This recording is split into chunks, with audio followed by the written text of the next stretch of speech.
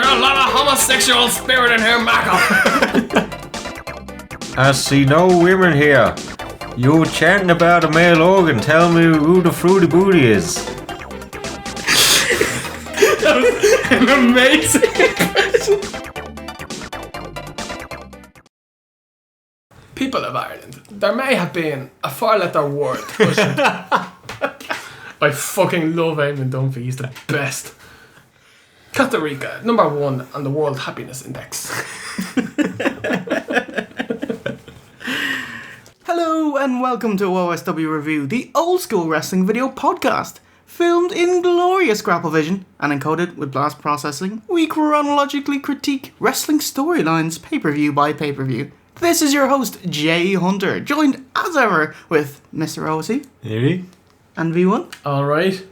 It's OSW Sing the Christmas Classics.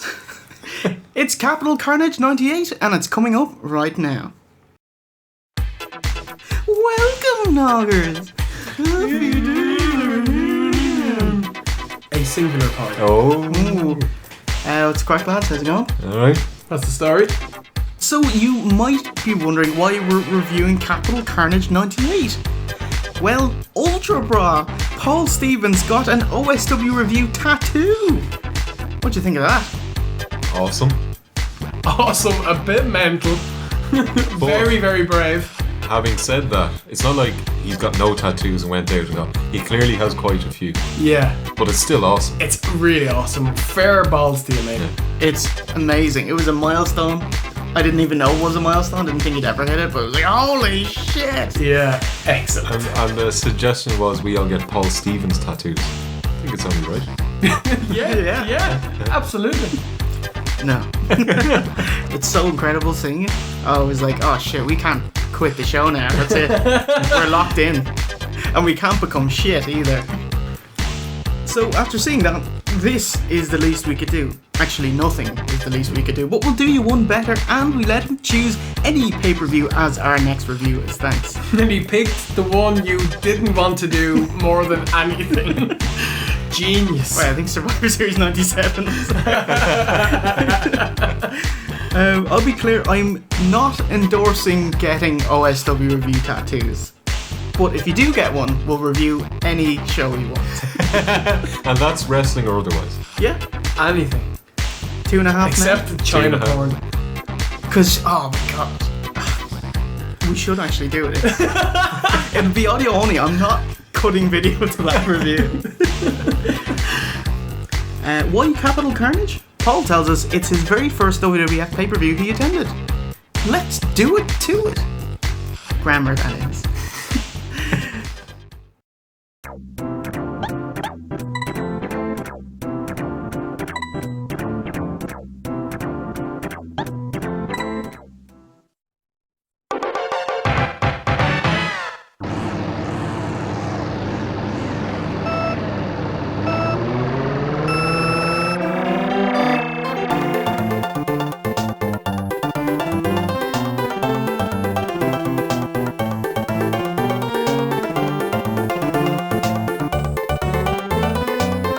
December 1998. Both WWF and WCW were doing mega business at the time. This period until April 99 is the hottest wrestling has ever been and ever will be. No hyperbole, look it up.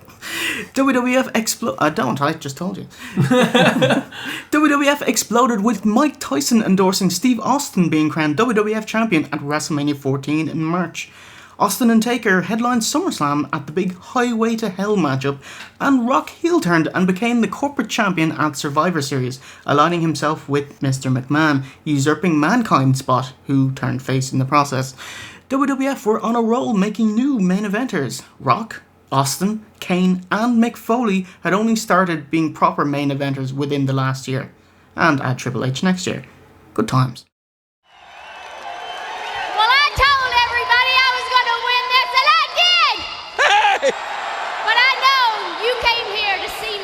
Naked. Yo, Adrian! I'm not going to disappoint you, but I want you to know they made me wear underwear. What? Who did? Who are they? Were we paying for any pay-per-views at this point, or did that not happen till after this? Oh, it was all on Sky Sports. So these were the first box office. Sky Sports drop the pay-per-views? They were pissed off over Trailer Park Titties, Miss Kitty flashed her breasts on TV, Armageddon 99 pay-per-view, and that was right when they were renewing their deal. So they decided to drop 4 pay-per-views, one of them being Royal Rumble, which is a big money spinner. Ridiculous, yeah. Strange. Yeah. Great for us, though. Although I do remember watching it on Channel 4 and wishing that it wasn't, because they had ads. Because you already paid for Sky It's Sports. free. Come on, lads. Yeah, But we're already free. buying. I wasn't. No. I already had Sky Sports for the Premiership, so I was like, I have to watch ads. And they bloody cut out like Rock's promo and stuff like that. I was like, how dare you? God damn it. Jesus Christ, Channel 4. And Channel 4 always came in hazy for me as well. Really? State of the visual quality. This pay-per-view takes place a week before WWF's next US pay-per-view, Rock Bottom. So it's mostly a filler gap between Survivor Series and Rock Bottom. And that takes us to December 6th, Capital Carnage 98. It is Capital in the London Arena. Carnage. Fatal matchup. 4-way Undertaker, Kane, Stone Cold Steve Austin, and Mankind. The Big Boss Man is the special guest referee for the Capital Carnage. Kick off with a late 90s WWF video package cutting audio snippets of the main eventers saying Fatal, 4, Way, Capital, Carnage. Like they were using their words without their permission. Nice. It's Capital Carnage 98, December 6th to be exact. WWF's 4th pay-per-view in England, coming after SummerSlam 92, One Night Only in 97, and Mayhem in Manchester earlier that year in April. 10,441 Barmies in attendance, paying an average of under $40 per ticket, which is about £24.5 at the time. Did you guys order this pay-per-view? No. Nope. Yep. Didn't let me order SummerSlam 92. Not getting this. Capital Carnage. Get the vote. Commentators are fuck yeah. It's good old JR and Jerry the King Lawler, with Tony Chimmel as ring announcer and later Michael Cole as a reporter/interviewer. JR's face looked actually pretty bad. I don't know if he'd only recently had his Bell's palsy attack or not, but his face looked really bad. It's very impressive, Steve.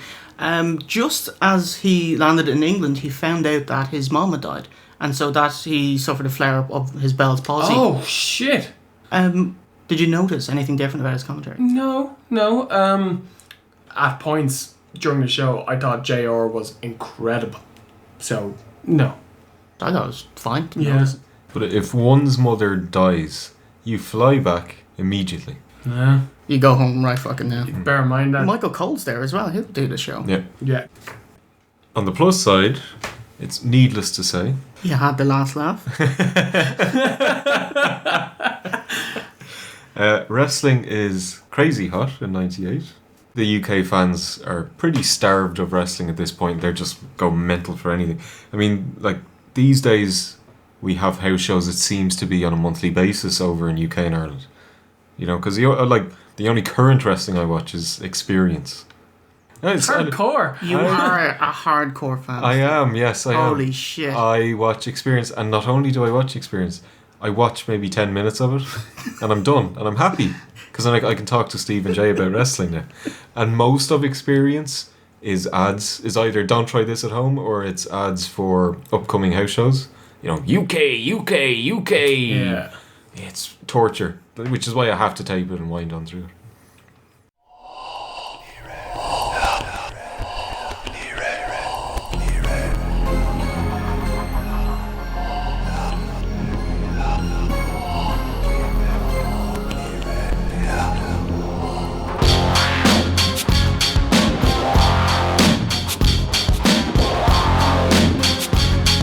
Our inaugural contest is Gangrel versus Al Snow.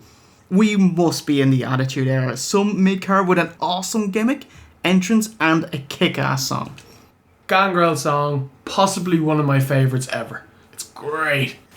It's worth noting that the name Gangrel is a vampire clan name from an RPG company called White Wolf. WWE don't own it. They just leased the name for 5 years when they signed them, and it's been a bit of a legal thorn ever since. Why? I don't understand why they can't call him like Gangrel? yes. You know what I mean? Gangrel. it's anything. Some kind of umlaut. Yeah.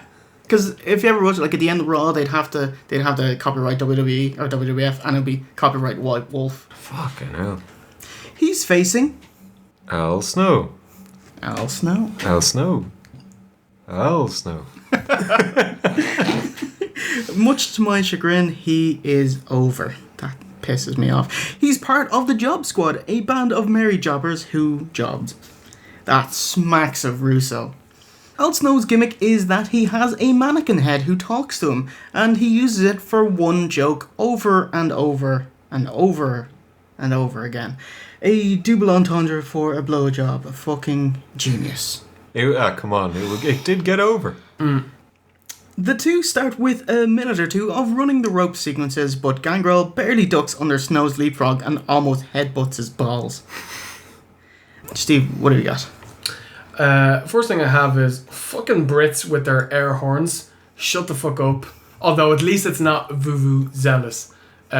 Remember that ruined a World Cup. That's not bad, Jay.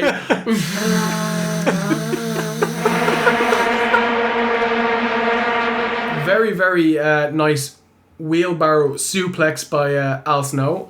Lots of punch, kicks, clotheslines. Not much actual moves took place in this match. Most of it was punches and kicks, like I said.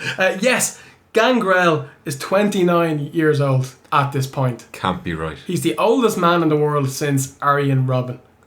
The guy is like, he looked old back at Chelsea in like 2008. Like, you know what I mean? By the way, Really I quite doesn't liked look. JR occasionally mentioning the ages of the wrestlers. It really made it feel like it was a young company. I thought it was quite good. Yeah. Chatting about Gangrel's teeth, JR drops an Austin Powers reference. Have you seen the teeth on Gangrel? He's got some molars, all right. It's an orthodontist dream. Ooh! Looks like Austin Powers before the surgery.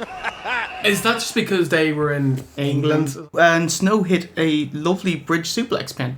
And Poofy Shirt Man hits a nice double arm suplex as well. Poofy shirt, man. While Christian causes the distraction, Al gives Gangrel head. But Edge gives him a top rope drop kick, which secures Gangrel's victory in 5:51. Right. You know the way there were thousands of those heads out in the crowd? Were those people stupid enough to buy them, or is it you get there and there's a head under your seat? There wasn't enough for there to be heads under the seat. No way.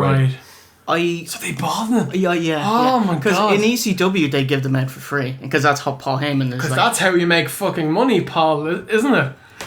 no one's came out of Tommy Dreamer's paycheck. What do you think of the match? I didn't really. Yep. It was a nothing match. Yeah, same old. Attitude era stuff. I concur. So Attitude Era. What do you think about that? We're covering an Attitude Era. Oh yeah, show. what I will say is that most of the matches are like Gangrel versus Al Snow. Not much to say, kind of very formulaic. Kick, punch, few moves, bit of interference, and it's over.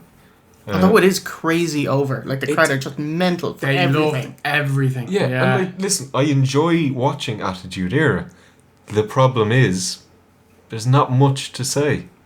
See, I think the problem here is that the pay-per-views were not the highlight of the Attitude Era. It was the week-to-week. The characters promos. and the stories. Yeah, and, exactly. Yeah. And at the pay-per-views, they were showcasing their wrestling, which wasn't great. That is a nice way Kind to of say. weird. It's like Raw got to the biggest it ever was booking like the way TNA booked to get smaller and smaller. It's like they book to their weekly show, and the pay-per-view, it's like, yeah, they win the match, but you're really going to find out what happens on Thursday. And it's like, that's what is killing that company, but it made these the biggest they've ever been. It's kind of strange just how tastes change over the years. Like, Well, that and having a plethora of, like, fresh main event level talent. yeah. as well. Young. Yeah. Yeah. Awesome stuff. Like, because 98, that's the kind of Jerry Springer era, kind of very crude TV is huge, Tom Green was huge, and that kind of... So it was just completely different era. Yeah. Austin Powers was fresh. Yeah. So what does the future hold for these two? Well, Al Snow would bounce around as Mick Foley's punchline until becoming one half of the incredible tag team Head Cheese with Steve. Smegma. Why was the cheese? What was Blackman got to do? I've no idea. He had a fucking hat, wasn't yeah, it? but he has no prior relationship with cheese. He's no relation. But they had a mascot, the Chester McCheeserton, and he ran around. Like, if his name was Steve Stilton, then Whoa. I like it. Yeah. I like it, yeah. Gangrel, he joined the New Porn Order, having a porn studio named after a wrestling reference. Give you an idea how big wrestling was back then. And directed a couple of adult films. Fair fucks though. Metaphorically and literally. In the boiler room, Face Mankind gives out about how freezing it is over here in England and plugs the main events.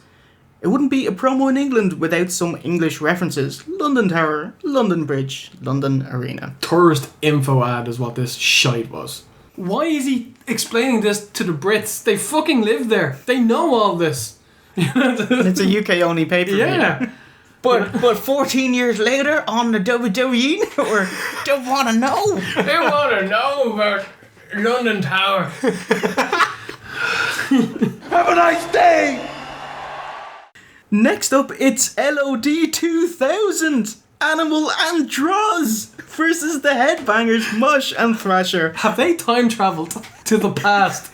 This is an amazing time frame. This is such a narrow band of time. That's what I was thinking. Yeah, like, I was thinking we're never going to see LOD 2000.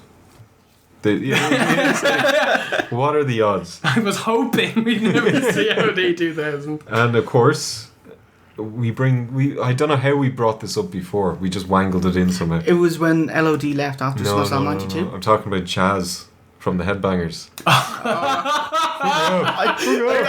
don't know how I worked it in. You worked it in before. Yeah, it's like the King of the Road. I just find any chance I can get. Oh, is it? Headbanger Bill. Headbanger Bill. Mario Balotelli is a headbanger Bill. Hawk and Animal made their triumphant return to the WWE. Yeah. Sorry, I just have written here, well, it's Droz, and then next to it, damn it, Dilo.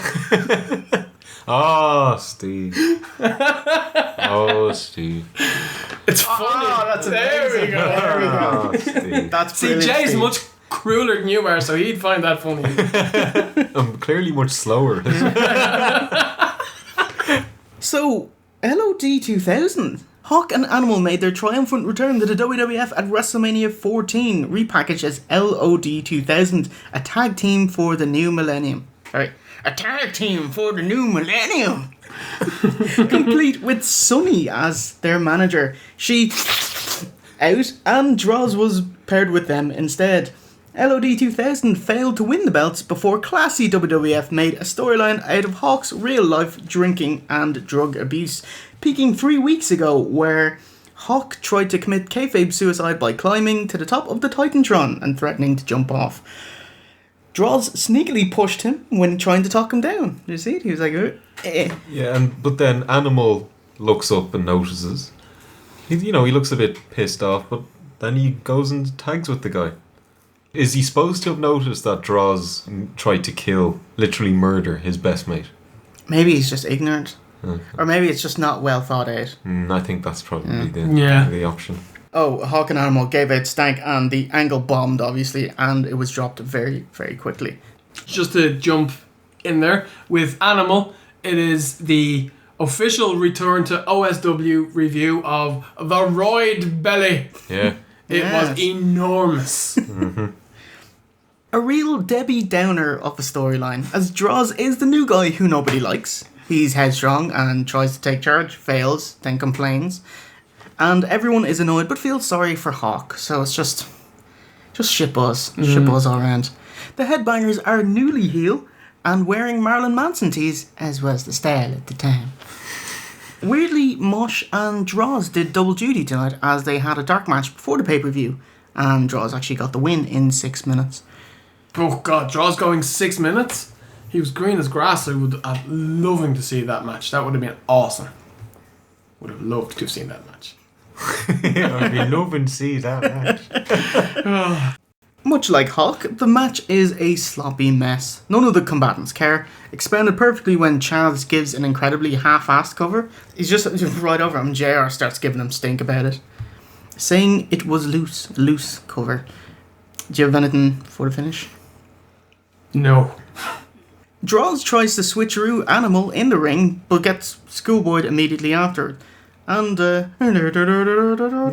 he takes the pin and loses in 3:21. Animal and Droz schmoz, smellness, and everyone boos. And so ends the Ballad of LOD 2000.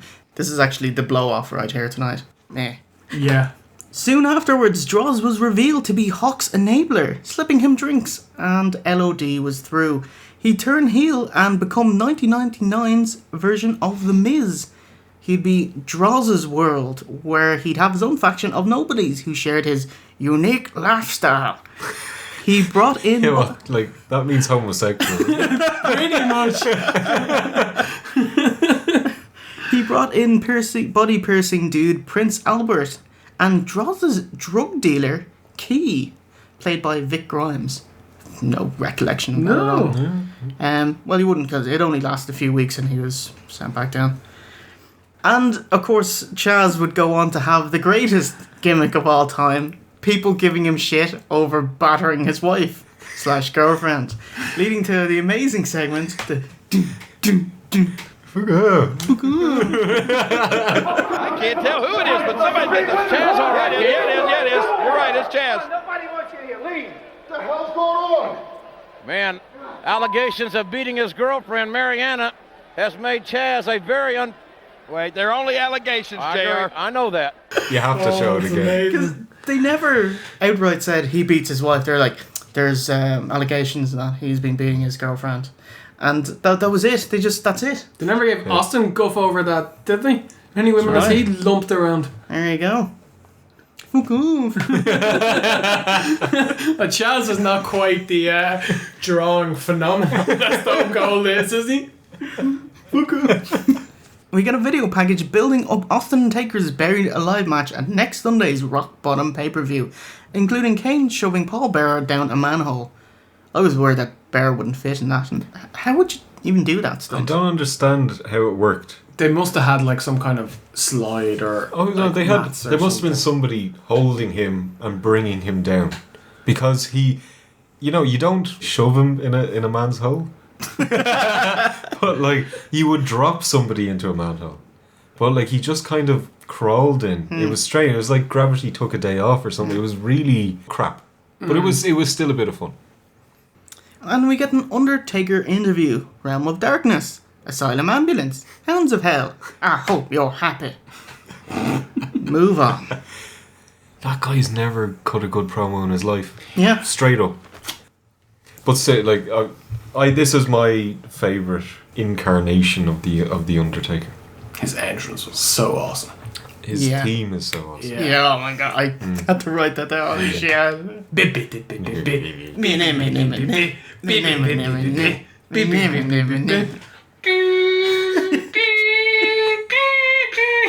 Loved What's it. that? This is your life. What the fuck?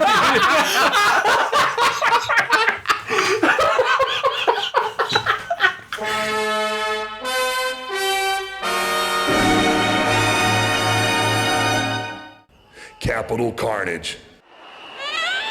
Hello, ladies.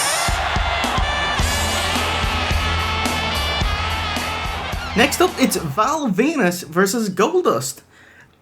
Jerry Lawler quips, Val has aligned himself with the Godfather over slappers.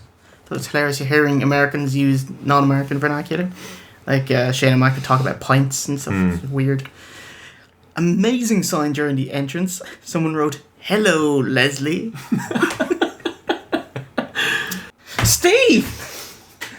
What bar is Val Venus?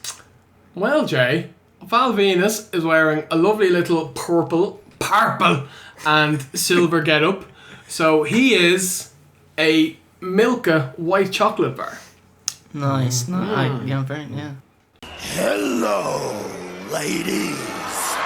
He says, Tower of London, up and down, crown jewels.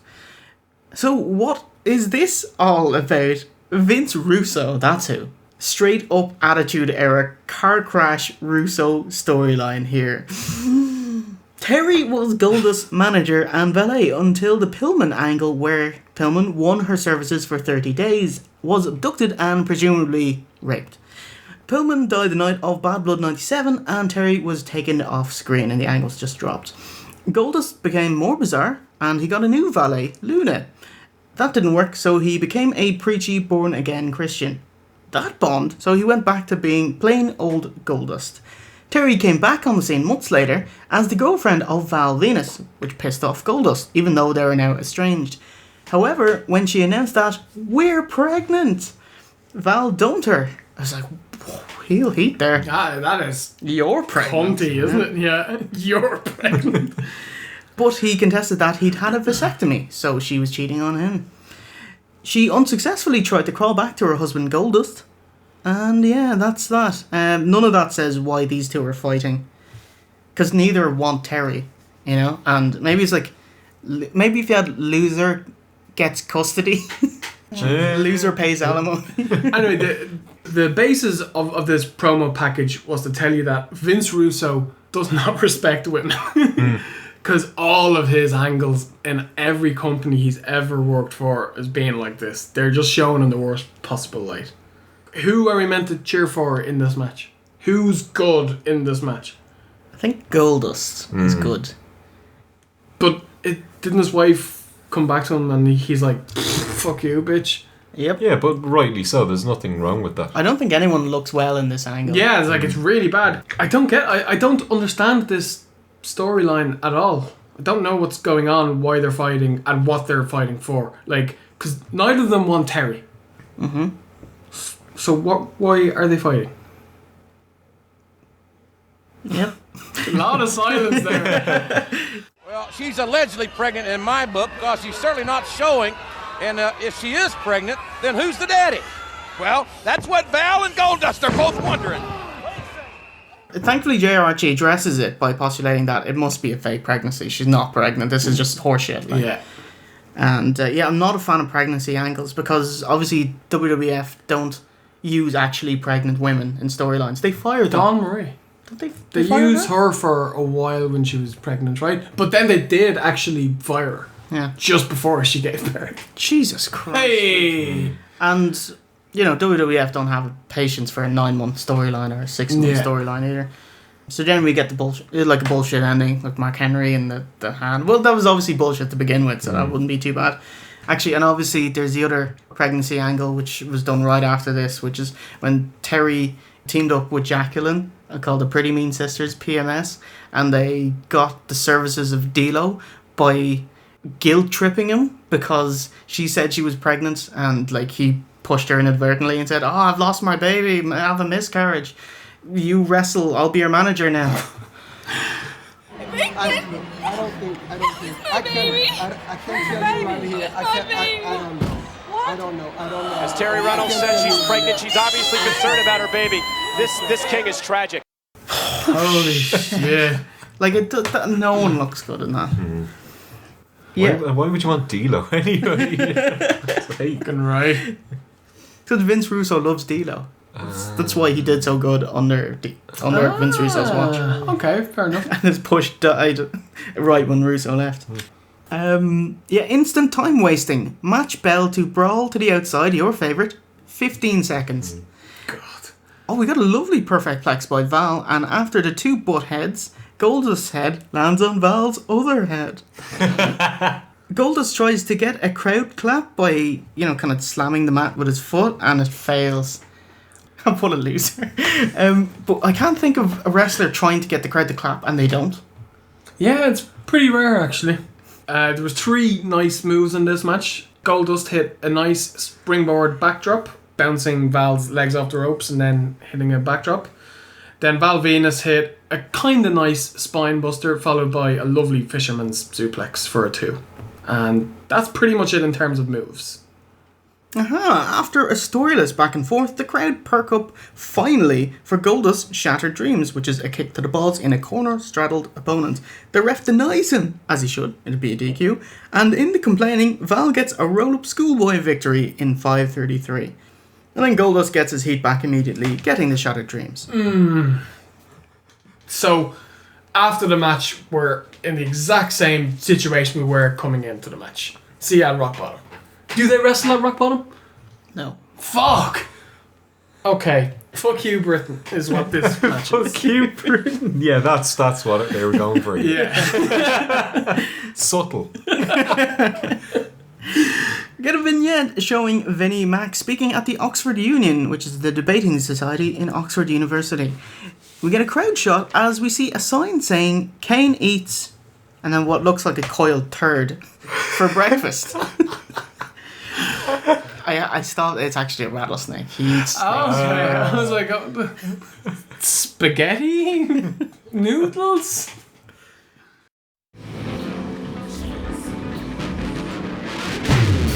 No chance, that's what you got.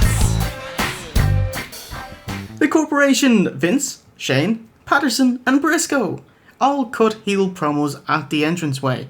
Patterson says, "We only put this card together on the flight over, so whatever is advertised isn't happening, fuck you."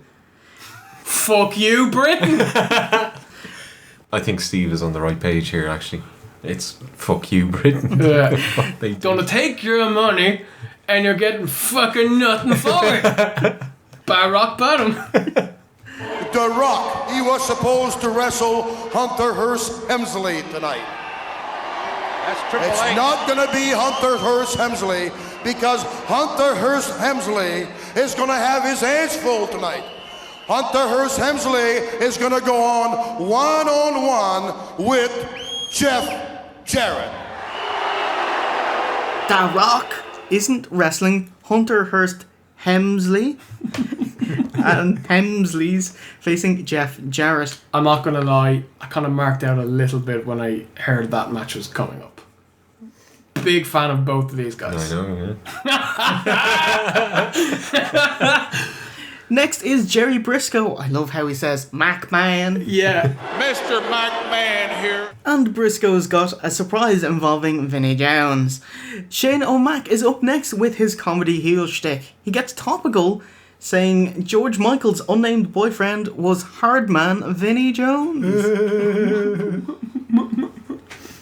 Sorry.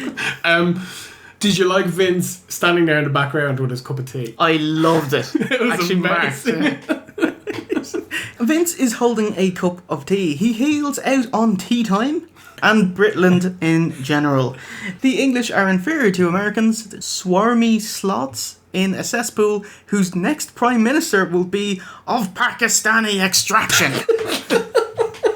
That cesspool, in all likelihood, will be governed by a prime minister of Pakistani extraction. I thank you very much. Woo! Winston Churchill's flipping in his grave right now.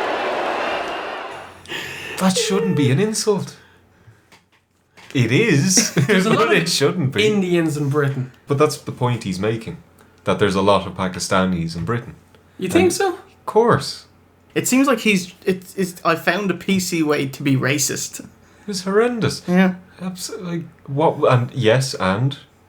Yeah. Ooh, we get a nice Attitude Era sign. Vince is gay. Simple but effective. What did you think of that segment? Oh, fucking time waster. Jesus. I hated everything until Vince talked, and then I thought it was entertaining for like a minute. And it wasn't because of what Vince said, it was just because when Vince speaks, he delivers his promos like a boss. Like it was completely unnecessary. There's 10 matches on the card. Increase maybe 3 of them by a couple of minutes. You don't need this crap. Yeah. Nobody's buying the pay-per-view for this. I can tell you what else they're not buying it for. Vinnie fucking Jones. Oh, man. Yep. Who is this apparition? What could have happened to this man that brought him to this place, that made him do these things, that made him say these words? Yeah, I'm on Durango, number 95. Take me to the home, deck boots and a ultra loud city heaven. Match number 4 is Tiger Ali Singh versus Edge. From the continent of Asia is Tiger Ali Singh. What's wrong with India? Imagine if Americans were billed as from this side of the globe. The rich foreigner, who's actually Canadian, Tiger Ali Singh, had a manservant called Babu. Babu, you bad man. You very, very bad man. And would pay audience members to do humiliating acts. Sound familiar? It's like the Indian $1 Million Man. Any jokes coming now? I'd say he's the million rupee man. He'd bet about 100 quid then. 16.5 grand. He dedicates the match to his forefathers, and Lawler hilariously quips, he's got forefathers? Tiger Ali Singh, he's taking on...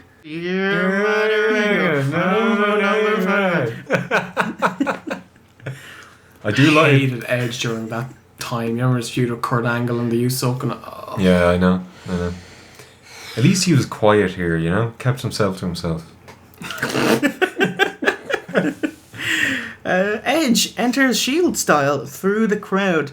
I never liked face Edge, and I hated the fact that he got a great reaction without actually doing anything. I was like, this cunt's gonna be champion, isn't he? But thankfully by the time he came champion in 2005, he was an awesome heel. He was so great, yeah.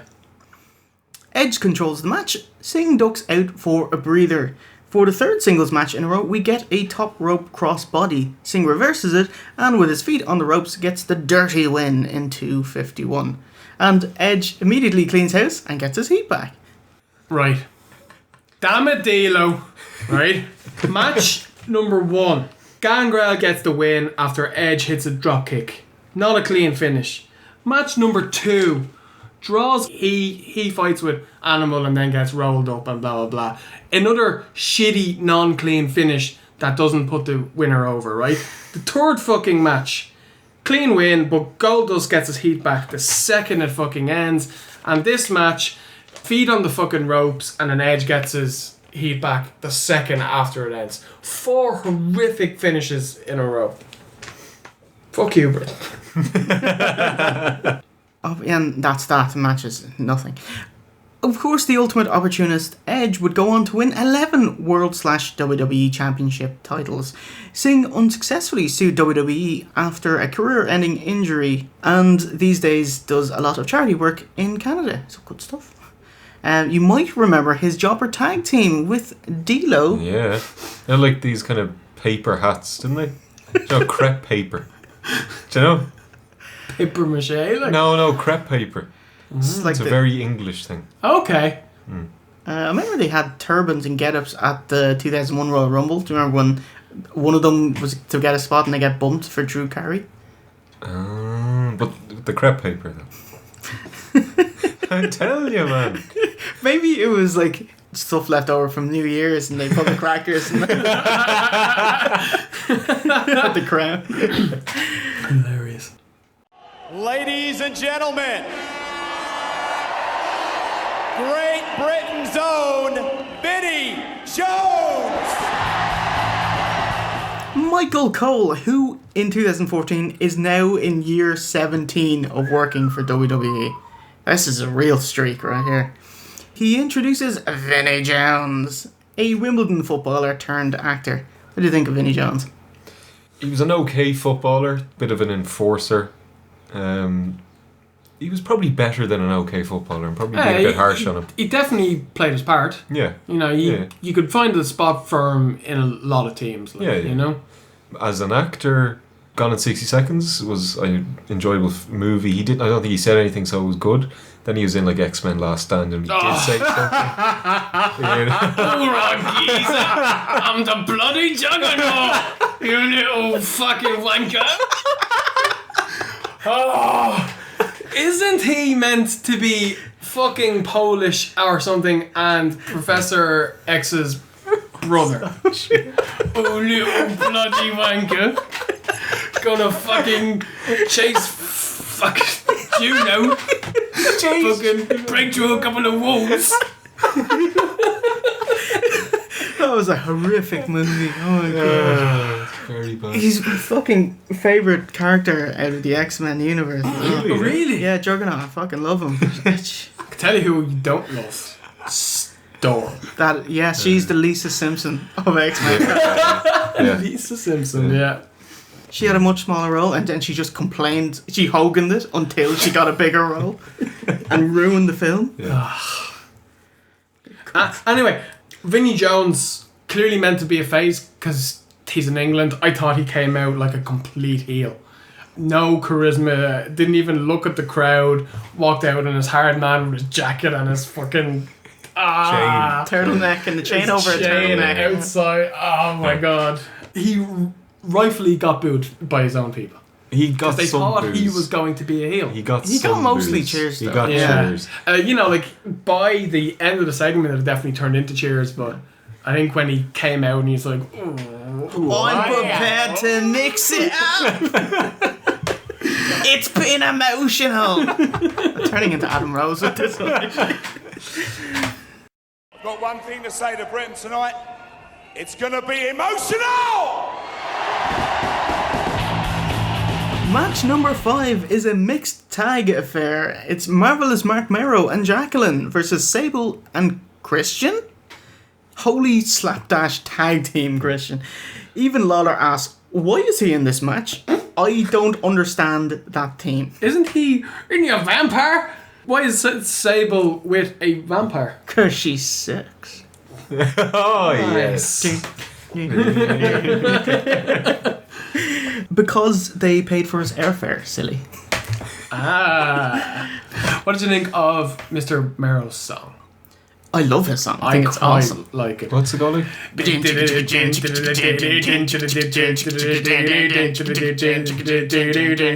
Keep going.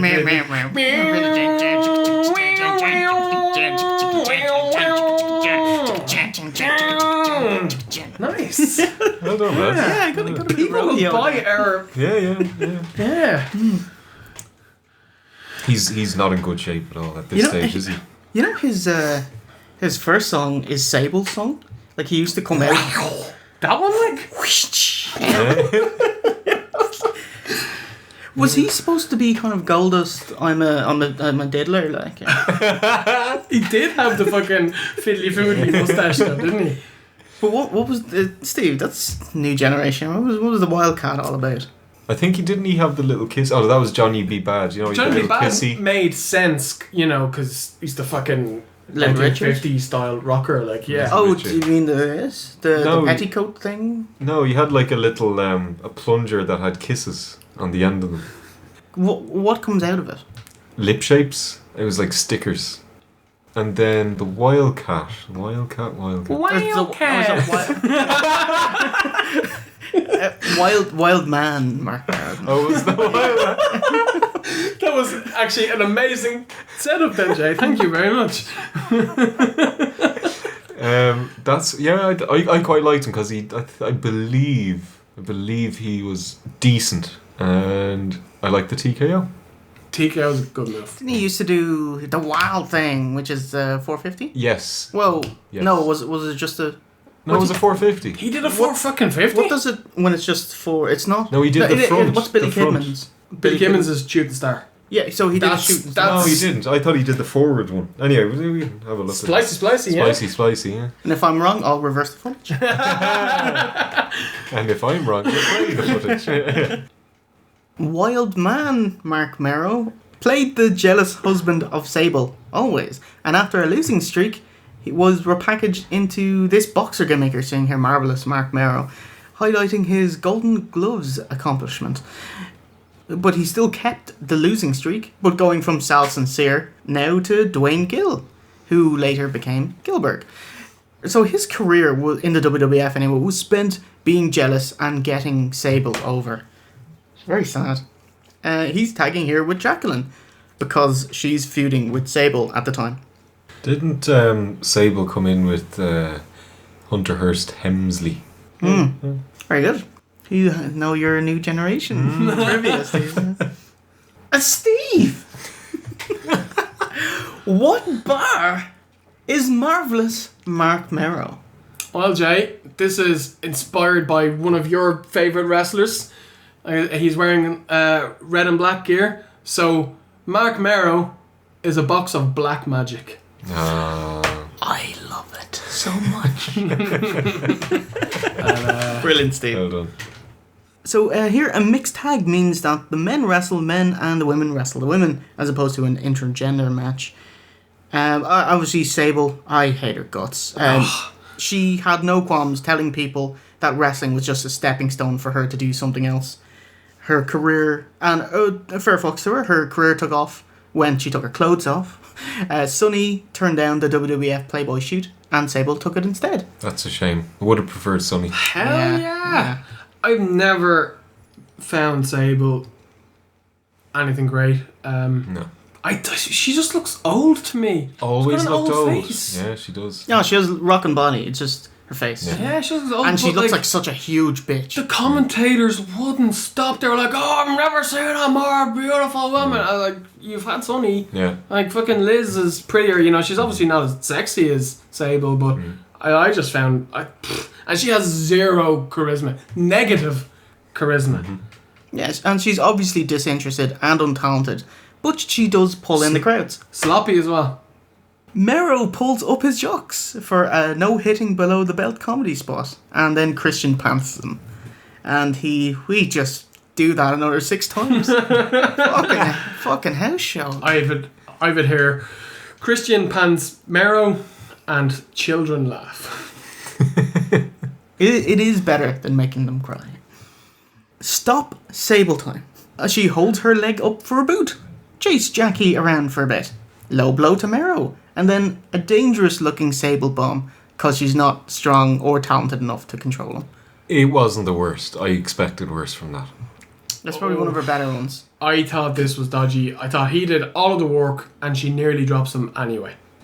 Yeah, she shouldn't have been doing these moves to men. She is well over, I have to say. Like, the crowd don't seem to notice this. The crowd love her. Yeah. But I don't know how it's painfully obvious. But in all fairness, Back in the day. you've got JR and King going, "She's so beautiful, she's so amazing, she's so athletic, she's everything, she's perfect," every week.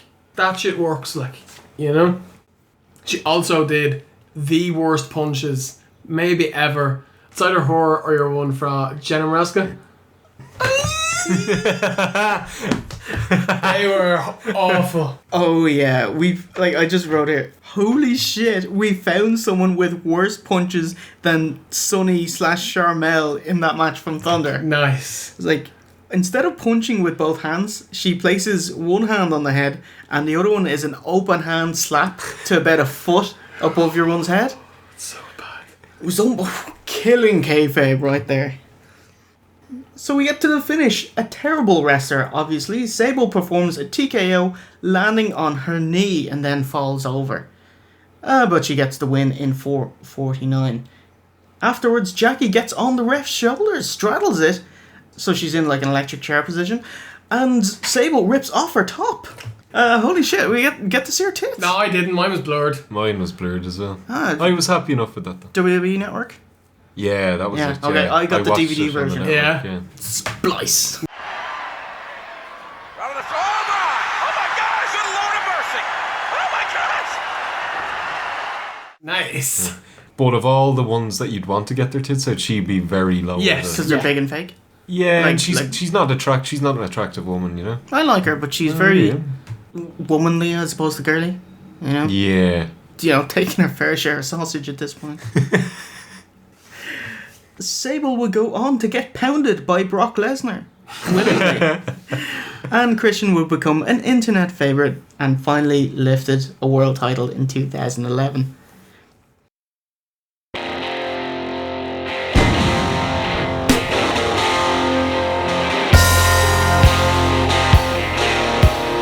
Match number 6. Oh, get fucking in. I have that. It's like I knew it. It's Ken Shamrock versus Steve Blackman. It's the Intercontinental Champion and world's most dangerous man, Ken Shamrock, accompanied by Chicka-ba-da-da.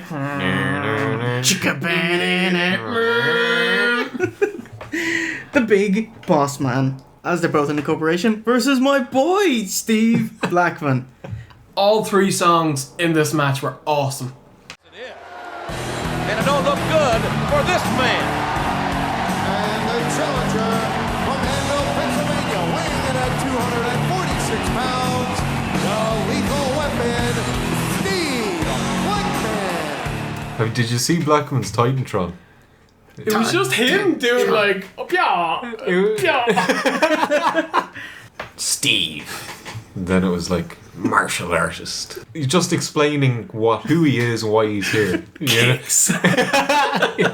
Cheese. Pajama pants. Beard. You can talk so many words about this man without having any about his actual character. Because he doesn't fucking have one. No. Sticks. JR immediately says, both of these men submission specialists. No, they're fucking not. Steve Blackman is a fucking striker. Out and out striker. He's no submissions at all. Did he ever pull one out? Sorry. Jay, tell us why you like Blackman. He's awesome in every way. Namely? A, he's great. Right. And B, well, I don't need a B because the A was so great. There you go. You can't even argue with that. I think he's cool. He's a white ninja. I was gonna say Mortal Kombat 3 Sub-Zero. His complete lack of charisma means boundless charisma. Just went so far down 0, it's a 10. I thought he looked awesome. And when he was swinging the sticks, it was pretty good. He loved being hardcore. He had a bag with his hardcore tricks in it. That's right. That was pretty sweet. He didn't have it yet, though, did he? No, it's like 2000. Like kayfabe, or did he bring it on the plane? No, you'd have to check it on. Check in, You yeah. have to check it on. Just check in, look at sticks and stuff. Beard. I also liked his wrestling as well. It's very different than everyone else. Looks like a really cool dude. You see, like, Jay had his boys, Test, Blackman, Dilo as well. But then he bollocks, I spurned had us that then. here. So he can fuck off. Yeah. Showed us to our seats. Though. Yeah. Heidenreich. Heidenreich, naturally. Can But you imagine how terrible that stable would be? Oh, God. Jay's Test, boys. Steve Blackman and Heidenreich.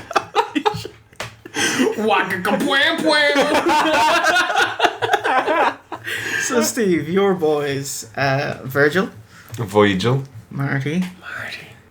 Carlito, I know, it sounds silly now, but no, back in the day. Back in the day when he started. And Albert.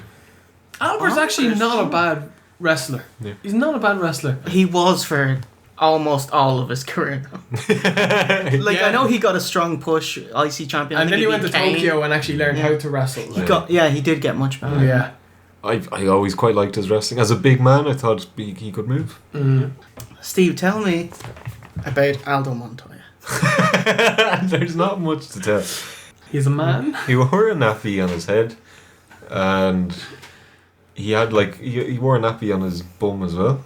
It was quite puffy. Him and Christian. The puffy bums, and then the hemorrhoid seat, the hemorrhoid seat, the Pilco pump pant. Oh yes, well done, very nice. Nappy head. I quite liked it, along the lines of Thurman Sparky Plug, big Thurman fan, yeah. I actually was a big Thurman fan. That's no lie. Unfortunately, I was. There were dangerous times in those early 90s, man. Yeah. Oh, what about Danny Davis? Did you like him? No. That's Shane Sewell. I remember that. I was loving him. Fucking loved Shane Sewell. It was amazing. So your stable, Steve. I wonder who Virgil, Marty, Bob Holly, Aldo Montoya, Shane Sewell. And Albert. or what's Albert? What was he called in his latter days? Lord Tensai? Tensai.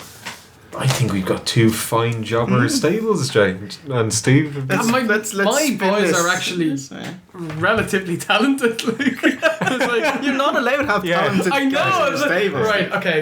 There was always Matt Hardy and Christian. They were always my two favourite undercarders. Christian is almost getting too I know. good. Like, he's too fucking good to be a boy. Like, Triple H. Nah, see, he can't be one of your boys. Okay, attitude. I always liked Marty more than Sean now. Yeah. You can't. He's in my stable. Yeah. So. Get your own losers. Get your own losers. Actually, I always thought Mike Knox wasn't a bad wrestler. 10:15, like. I remember you used to do that. What was the deal with him, like, when he was going out with Kelly, because he's what, 35 or something, she's 19, and having none of him. Brilliant. Got a splicey. Splice. That's very good. I actually like Chavo. I think Chavo's a good old wrestler. Solid hand. Funly and regal. There you go. Whopper stable. I'd slaughter both of you. Are you mad? Matt Hardy, Christian, Funly, Regal, and fucking 10:15? Quarter past 10? No contest too. Brilliant. Oh, I forgot my boy, Rikishi. The quiche. The crown jewel. Yeah. I forgot, of course. Rubbish, garbage, and Luger. We forgot. Holy shit. Our crown jewels. Yeah. Rubbish, Ronnie, garbage. Yeah, of course. Oh my god. And I'll be your hero. Excellent. Well, we didn't want to talk about this match. Oh, did you know Steve Blackman was actually in the WWF in 1988 as a jobber and was being considered as a main roster guy.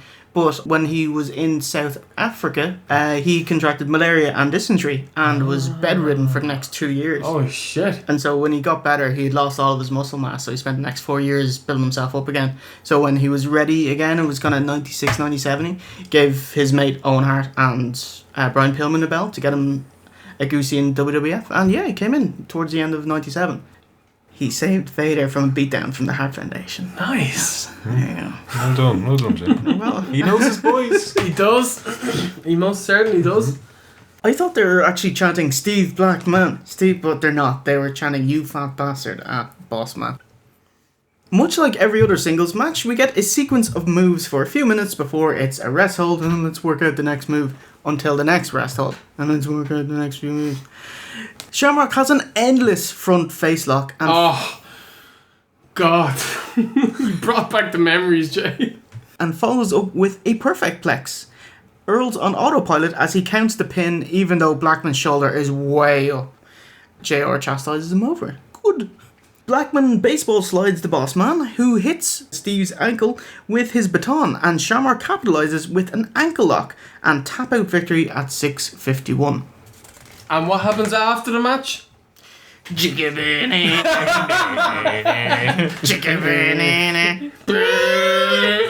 Fucking Blackman gets battered again.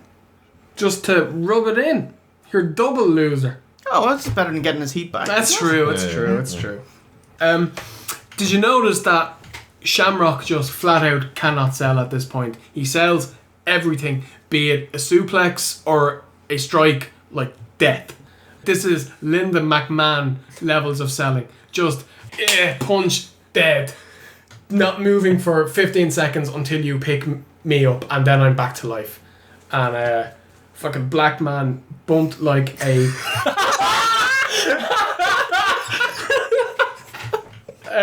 Blackman bumped like an absolute boss for Shamrock. The amount of suplexes he hit him, ridiculous. Weird aside, I googled Shamrock thinking that Ken Shamrock would be pretty high up. No. Did you know that there's a Marvel superhero called Shamrock? Is he Irish by any chance? She's from Dunshaughlin. Fuck off. And do you know what her superpower is? She can take needle drugs at an increased rate. I've built up an incredible tolerance to opiates over the years. She makes a Whopper stew. Her superpower is that she's lucky. And eventually her luck ran out. She broke her leg cleaning her house. So she became an alcoholic. Swear to fucking Jesus. That's amazing. That's actually...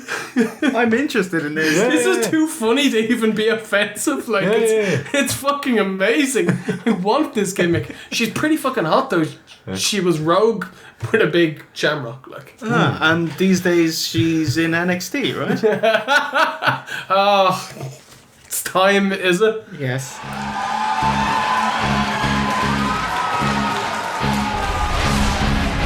Her opponent from Dublin, Ireland, Becky Lynch. Fuck. Steve. Becky Lynch, aka Rebecca Knox. AKA Rebecca Quinn. Absolutely depressing. I've known Becky since she was like 12 or something. And it's been her dream her entire life to wrestle. And I remember I used to hang around with her years ago and people used to laugh at her whenever she'd talk about wrestling. She fucking made it. She was out for like 3 or 4 years and she got a bad knock to the head. She finally fucking made it back, got her dream, got signed by the Fed, made her debut, and she comes out and she does a fucking jig. Are you having a laugh? And fucking Irish dancing, right? I'm not a big fan of dancing as it is. It's fun. If people want to dance, it's great. But Irish dancing is the most unattractive, unsexy thing in the world. How about we'll take something that can be really sexy and, if a person moves in the right way. No.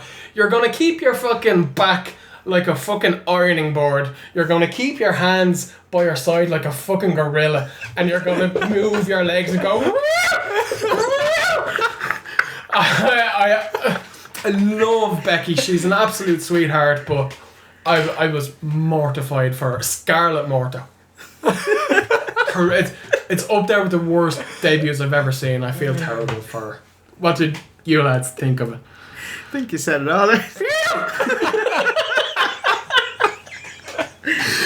But she's actually quite a talented wrestler though. She's a pretty good wrestler. She did like a really good fucking nip up and a good finish, and she's a good athlete.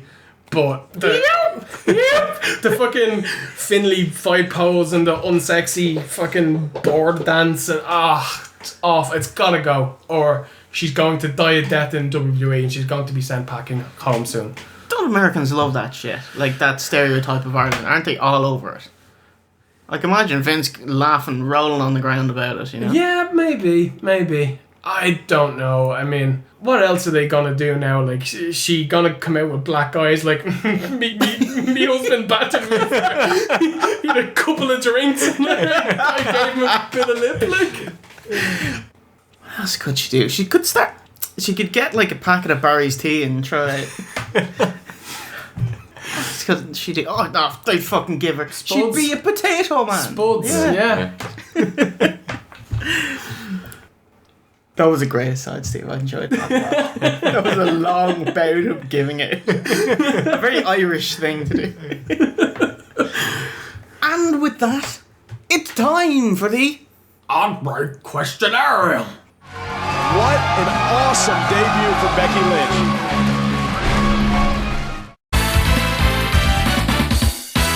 I have an ad break questionarium. Oh. It's a legitimate question. You know the way Paul Bearer was poured into a manhole? Why are manhole covers round? Triple Triple H Hunter Hearst Helmsley knows how to take care of business. Stridex Triple Action Pads know how to take care of your skin.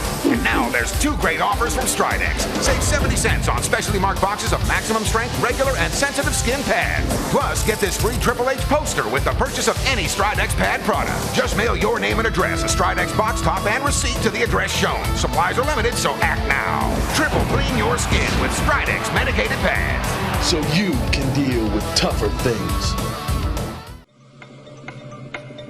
So the question for the ad break questionnaire is, why are manhole covers round? The answer is...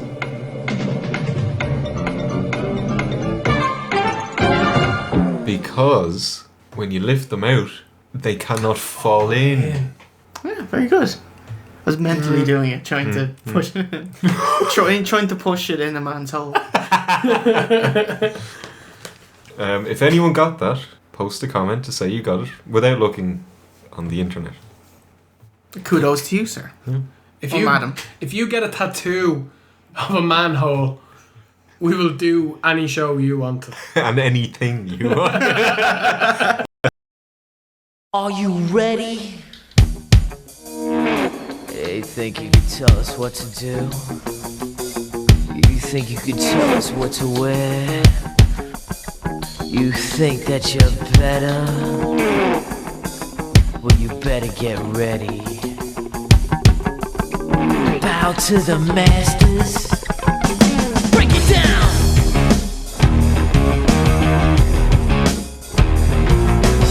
Degenerate into something full. We're back! Match number 7 is Jeff Jarrett versus Yay. Triple H. Yes! Awesome. 10 out of 10. 5-star. Dave Meltzer loved this. Ain't he great? It's Jeff Jarrett with trophy business associate Deborah, who was kind of some terrible hair going on. Yeah. Some kind of something about Mary hair thing going on. Steve! What bar is Jeff Jarrett? Well, Jay, let me tell you, Jeff Jarrett is not a bar. He is wearing a lovely silver, black and red pair of trunks. Therefore, he's a can of Diet Coke. Sorry, mate. That's the fucking worst vile scum ever. I know, it's horrific. It's horrible. It's like you found like a non-alcoholic vodka. Yeah. And that's it. It's very watery. Fused with It's Coke, just... yeah, It's not nice at all. Look. His opponent is the Feast DX leader, Triple H, pre-cunt, accompanied by Chyna wearing a leather getup and chaps. Chaps. Chyna, the 9th wonder of the world. Isn't it great how the 8th wonder world and the 9th are both wrestlers? Yeah. Who's the 8th? Andre. Oh, sorry. Yeah. At this point, she had already gotten work done.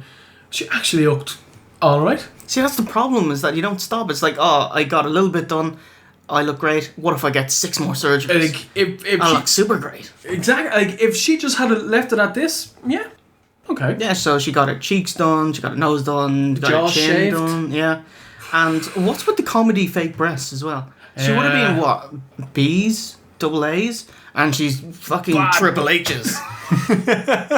Boom. Well done, Jay.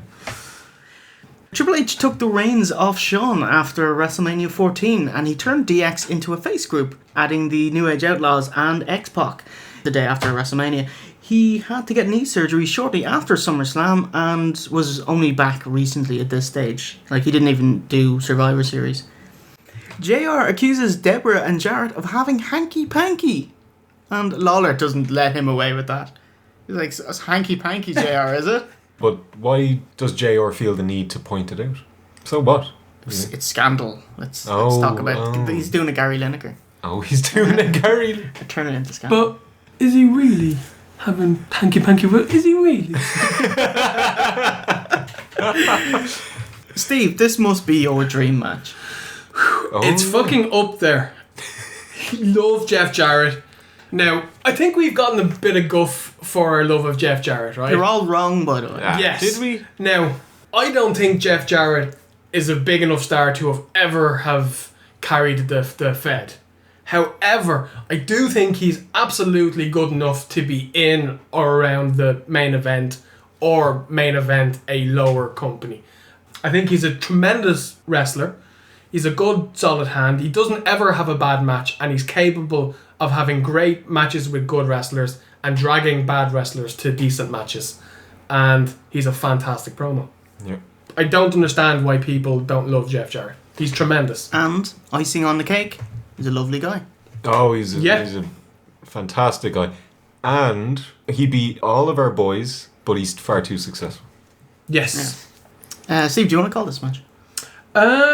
Yes. I'll read my first line. It's, yes! Fucking Jarrett! Boo Deborah. Thunder and China come out getting absolutely massive pop. Like, DX are fucking well over at the minute.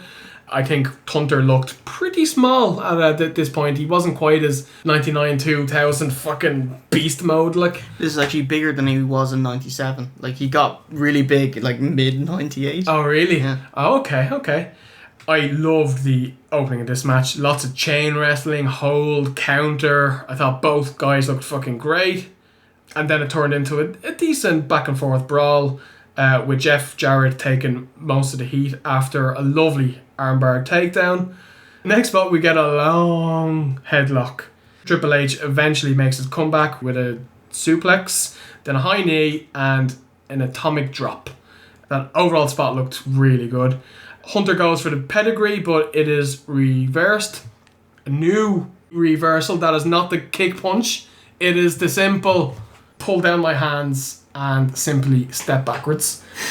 The reality. The reality. However, Triple H reverses the reversal.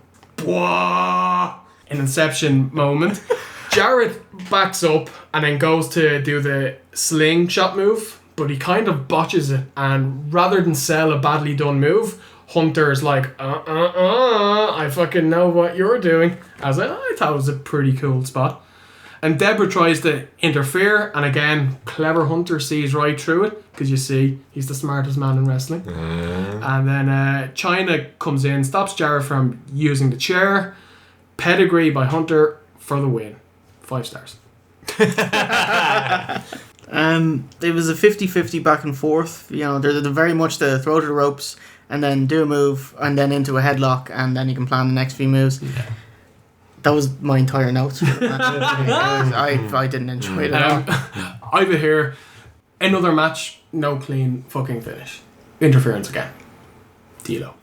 I have to say, did you see Jarrett's Kane level selling of the pedigree? She lands on his knee. Yeah. It's like, Jesus Christ. However, who's going to be wrestling when he's in his 60s and not crocked? Him and Kane. That's who. Can't wait for that. WrestleMania 47. Fucking Jarrett Kane. 5 stars, of course.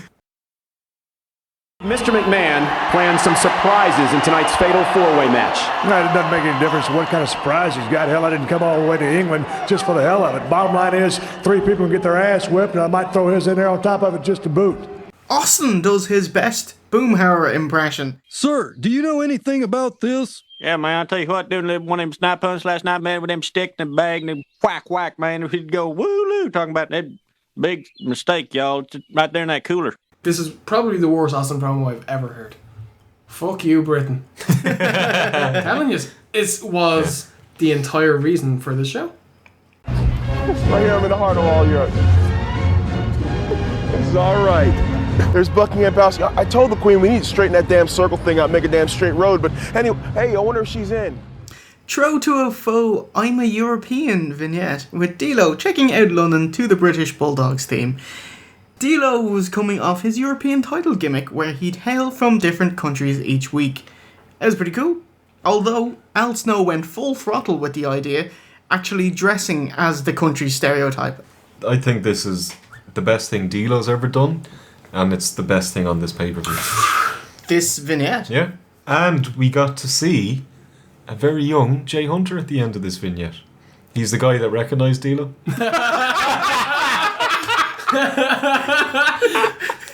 That Don't mind him. He's mildly cretinous. That's hilarious. Some geezer tries to get Dilo into his suspicious non-taxi car. The state of your banger, mate. Dilo Brown looked like he had so much fun making this little promo package, and I think that's why I actually liked it, because he just looked like he was having the crack. And also he called Big Ben Big D and then a big smile.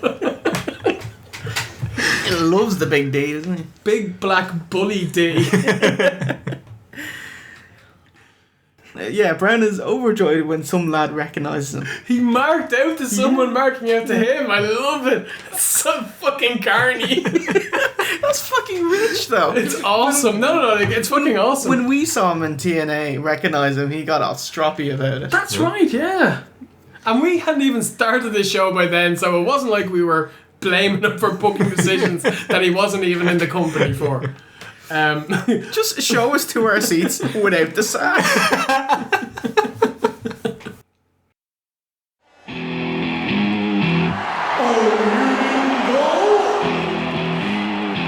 Your ass better call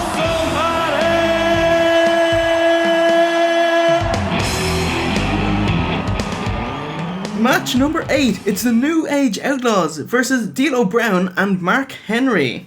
So it's the tag team champions of the world, Road Dogg Jesse James and Badass Billy Gunn, when their shtick was still fresh. Oh my god, their shtick was in full swing. That's what I have here. It really was. The fans loved it. They loved the shtick. Words don't sound the same on paper when they come out of a mouth. We get an Attitude Era sign. Some mayor has a I should have sucked it sign for DX. You wouldn't be agreeing if you saw it. The Outlaws were on autopilot as their leader Triple H was out with a knee injury, so they just kind of whatever. Mark Henry, though, the world's strongest man, went on a date with China. She brought her mate Sammy with her to some Raw and left him alone, and Mark ended up trying to bang her. But guess what? It's a man, baby. Oh, sweet Jesus! You got a penis! What's wrong, man? They got just gotta call me Sammy, baby. And they split up over that, and now they're feuding. Oh yeah. Dilo and Mark were both in the Nation of Domination, but even though the group disbanded over the summer, the two remained mates, and they tagged together as well. JR brings it up again that Mark Henry was part of the Olympic team in '96. Like, he didn't win anything. I don't think he did well. He pooed it. He was favourite for gold, and he 20-something. But it's nothing to be proud of, him finishing near bottom in a competition. Merely being there is not something you should be fucking spouting out for the rest of your career. He's basically a loser. No offense to the guy, you know? Like, loser! That's what I have here. Loser!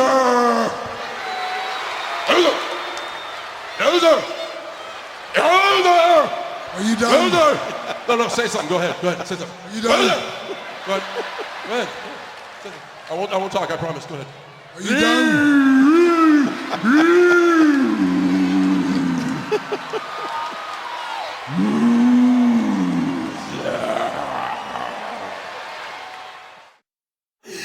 Yes! Tons of time spent regrouping on the outside, just wasting time. Billy asked the crowd if he should go do a test of strength by doing the raise the roof gesture. I think that was big in '97. I don't even Edge used raise the roof. That's right, yeah. This match is the fucking pits. Thank God Billy hits a pile driver on Dilo and gets the win in 12:34. No hot tag, no anything, just a flat finish coming off a double 10 count rest for both guys. It was just, fuck it, that's enough time, let's go. Yeah.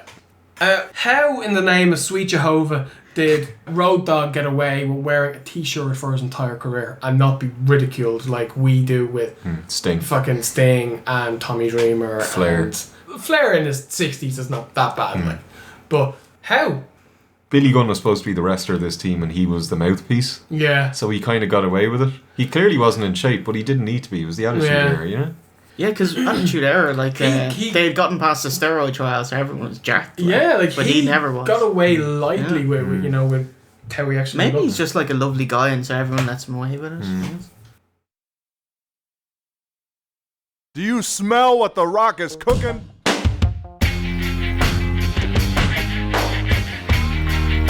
The Rock says, The Rock says, The Rock says, The Rock says. Backstage, the corporate champion, The Rock, wearing his second t-shirt, the Brahma Bull logo. I know because his first t-shirt was when he was in T-shirt. T-shirt. It was just a big R. So it was very popular with Roberts and a couple of Robins. Ronan, Rocky runs through other people's catchphrases before giving his own. It was entertaining, but he actually did it on Raw quite recently before that, so who cares? He already It's not knows. entertaining. It's quite literally, there's nothing original about it, but it's lazy in my opinion. I agree with you that what he said was nothing. You're just taking other people's lines, but he has so much personality. Really like this promo. Like JR was talking about how The Rock knew ahead of time that it was going to be X-Pac, and he said he got an email. I don't know, got them on computers these days.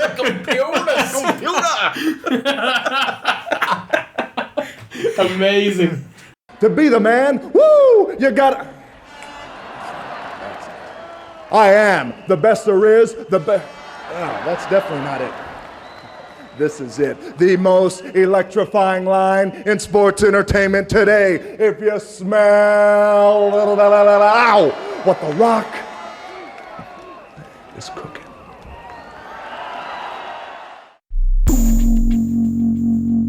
Vignette documenting The Rock's heel turn at Survivor Series 98. You'd see the same thing at Rock Bottom and Royal Rumble, and they only have like 3 songs. It was a they used underneath. really good promo package though. Did you think so? I thought it was not a great one. The music is Beep beep boo, beep beep boo. isn't it? It's this jazzy kind of. That's Are You Gonna Be My Girl? Beep beep boo, beep beep boo. So it's time for the WWF Championship match.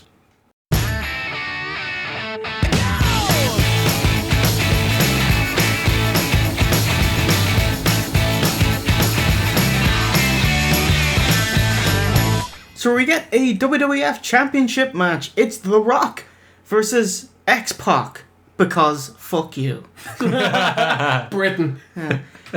Who gives a shit about a lowly mid-carder taking on the world champion? There's no title change because you're in England and you don't do title changes, but world title changes. But it's a fucking nobody. It's fucking Mossy versus The Rock.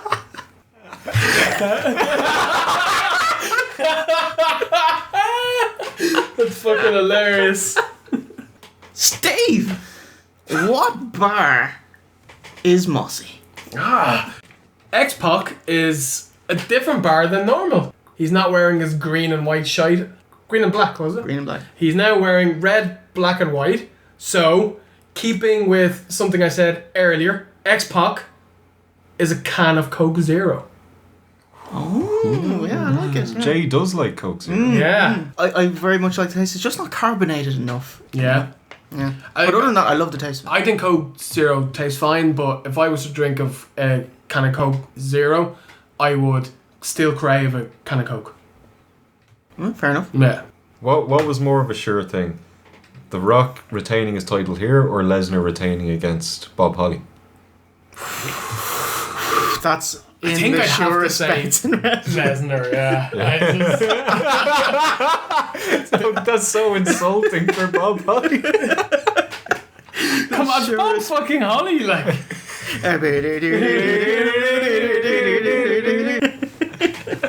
Oh my goodness. Fucking butt plug, Holly.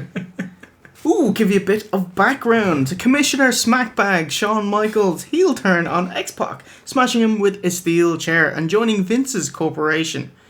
You can see The Rock and Shawn and Vince doing the DX chops. It's just Virgil and crush NWO, you know? Bro. Like, this is bollocks, and he'd leave and he'd be face 2 months later, you know? So what a great run. Holy no heat, Batman. The crowd are silent for Rock and X-Pac's opening exchanges. I was wondering what was happening, because I could just hear the mat. You know, when they're running, you can hear them, and you should never be able to hear that. Keep churning away and staying on the offensive. We could easily have a new champion here tonight. Watch it. Wow, Ace quickens here. And oh yes, that's to X-Pac's advantage. Look out! Another arm drag right into the arm bar. Holy shit. But X-Pac seemed to get a pop when he came out. I actually thought he was kind of over. I enjoyed the silence they got, I have to say. Like, you shouldn't be ever putting this match on. And you did, and that's what you get for it. I also thought it was here JR did a great job of just putting him over. Saying, you know, oh, he's a chance of winning the belt. He is the European champion. Means he is, like, the 5th best wrestler in the company. But yeah, JR actually did a really, really good job of, like, putting him over and just, you know, saying, you know, if he keeps up the pace and he can fly around the ring, then the Rock doesn't even have a chance then, you know. Great doesn't job. stand a chance. It's X-Pac.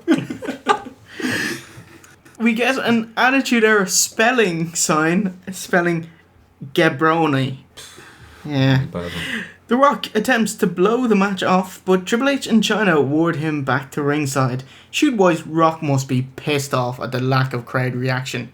Like, he's the world champion and he's just dead silence. The crowd start amusing themselves with horns and England chants. Interesting spot. Rock drinks JR's Club Orange, who exclaims, "Rock stole my beverage." It's like, they're not your sponsors. He just drank my beverage. Yes, a real European tour / house show mentality. Run the ropes, opening minute, and then we'll just headlock and we'll work it out in the ring. So Rock and Pac run the ropes and headlock and work out moves until the next headlock. And a lot of headlocks on this match. Fucking hell, that's... We get a low blow, a corporate elbow with crotch chops, but then Rock's rock bottom is stopped by Chyna's low blow. JR was struggling with the word low blow. This is where I was thinking, is he okay? Oh, finally, the crowd actually get into it. I thought it was really cool when the fans stomped their feet. You could actually see the camera wobble for a bit. But then the camera wobbles without any noise. Yeah. Killing kayfabe. Rock takes out Hebner, then X-Pac, but gets KO'd with X-Pac's European title for a near fall. Hebner revives, lickety-split mind you, and calls for a DQ on Hemsley. The sore loser faces Clearhouse and celebrate despite Rock retaining his belt, winning by DQ in 12:34. What do you think? Sounds like a Triple H promo. I actually liked most of this match. I hated the fucking ending though. Like, X-Pac is able to lose clean. It's fucking fine. He's not going on to challenge for the world title next week. He's the European champion, so he's only like the 5th best in the company. It's grand to have him lose. Sure, he can beat fucking Dilo next week. It's a shame because it kind of ruined the match. And just once again, JR was amazing in this match. I also thought that this was the only match on this card to actually have a story and a plot of the big guy battering the little guy that make the odd comeback and then got cut off. And I thought by the end the fans were, I won't say like really up for X-Pac, but they were definitely better than the opening non-pop. Like, I actually think they did a decent job of suspending the disbelief that X-Pac might possibly potentially think about maybe winning. You know, any self-respecting fan isn't going to think, but you know, it was nice to see them trying at least. Yep. What you said. Yeah. But no, I don't think anyone in the history of wrestling has looked better with a world title than The Rock. Oh, he looks amazing. Yeah, just incredible. Actually, Brock with the Your belt, the Undisputed belt, looks incredible with it. Yeah. Who would look best with the Winged Eagle? I can only see Hogan. I think of Brett whenever I think of that belt, yeah. You know who looks great? With actually, Damien Sandow. They did like pictures of current wrestlers with old school belts, and Sandow had the winged eagle, and I was like, holy shit, looks great. Not when he's dressed up that as poor guy. Abraham really Lincoln. Talented. Goldberg with the WCW title looked like a badass as well. Very good. And in fairness, Triple H looks pretty good with the... All the belts. With the spinner belts. All the belts. Time for our main event. Mean Gene, play us in.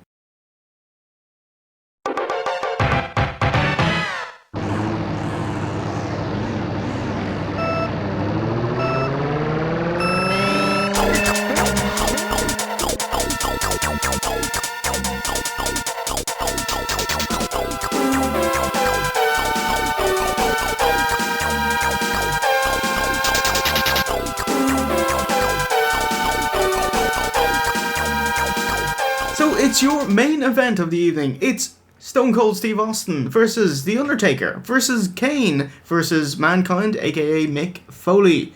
With, and judging by this photo, the happiest man on earth. Special referee Big Boss Man. Big stupid fucking grin on him.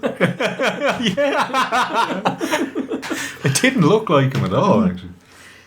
It's a fatal 4-way match. No DQ, no countout, aka schmalls all you want. Huge time wasting as the corporation stacks the deck. Alright, fucking scouse. The corporation stacks the deck against Austin with separate entrances and unique introductions for Shane O'Mac, the ring announcer, Pat Patterson, the timekeeper, Jerry Briscoe, special referee, not boss man, fuck you, Britain. I think this entire segment is another fuck you, Britain. Like. Vince McMahon, guest commentator, the corporate enforcer, the big boss man, and Vinnie Jones, face enforcer, I guess. Jones goes nose to nose with the boss man and pushes him out of the ring. And in an awesome spot, Briscoe whips out a red card and ejects Vinnie Jones. I kind of marked out to that as well. Yeah, that's nice. That was actually brilliant. Yeah. We get more entrances. Foley, then Kane, then Taker, who comes out with Bearer and his fucking incredible song. Oh, so good. You can almost sit through the entrance. Just splicey that and leave in the audio. It's so good. Oh! The Phenom is about to arrive! The conscience of the WWF is upon us!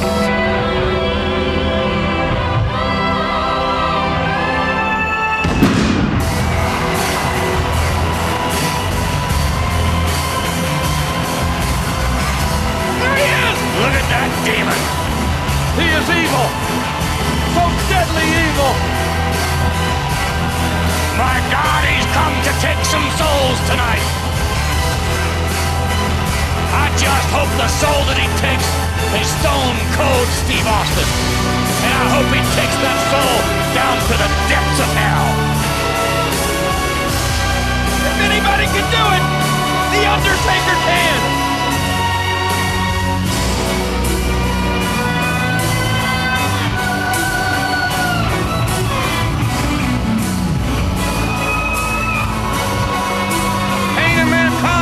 Continue to fight above us in the ring, and The Undertaker is about to join them.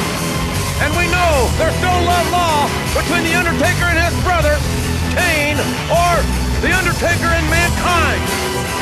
If Kane and Mankind had any sense at all, they'd be trying to form some sort of allies or teams against The Undertaker. Oh, now they stop. The Undertaker has the power. Oh! And now Kane's going over the top. Oh, here he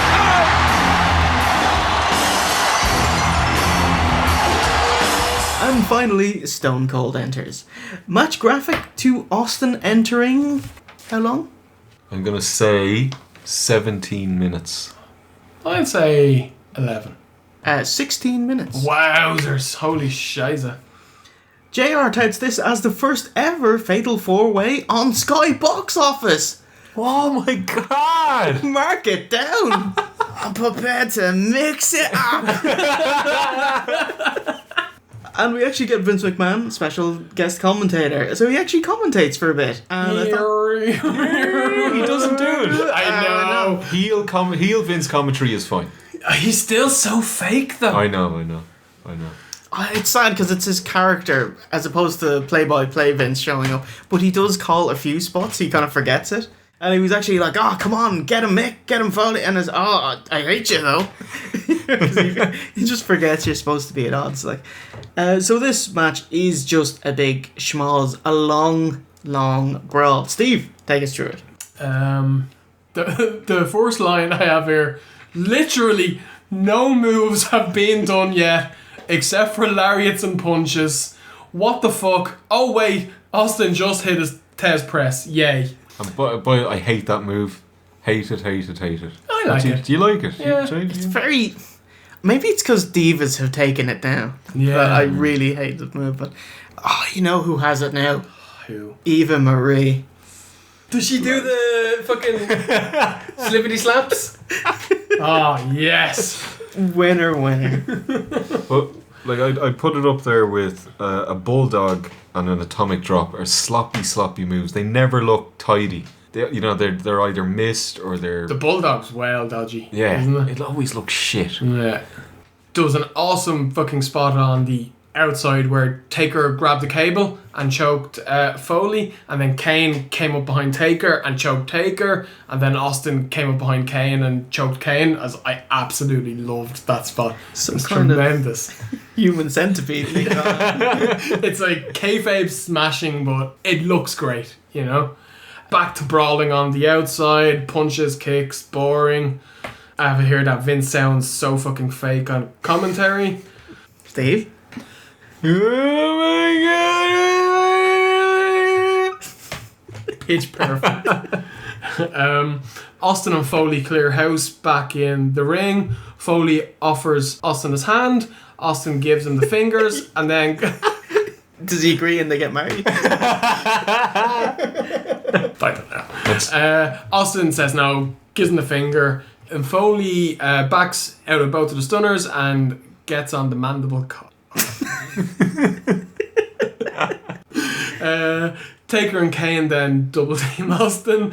Foley tries to join in and everyone turns on him, which I thought was great. He was being the goodie and then he goes over and he's like, hey, Kane Taker, I'm a baddie as well. I'll batter Austin. And they're like, fuck you. Absolutely batter Foley.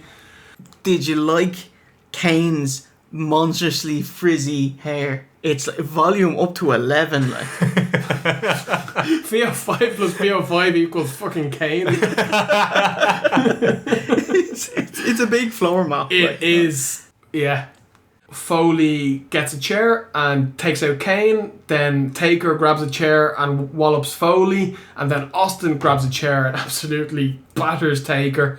Then goes for a pin, but Briscoe won't count. Did you like his I'm not going to count the fall spots with Austin? Because the first one he does, he says, oh, my knees popped or something. That's right. But Kane actually broke the fall immediately, so you done the spot for nothing, and it gets no heat.